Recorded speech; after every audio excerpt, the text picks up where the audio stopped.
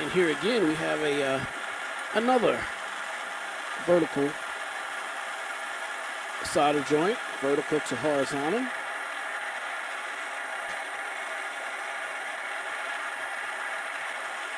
And we heat it up and wait for the solder to be drawn in there. And there it goes. Now it's drawn, so we pull back on the fire. Wipe the excess solder so we have a nice clean joint. And you notice we wiped it up into the joint and not away from it.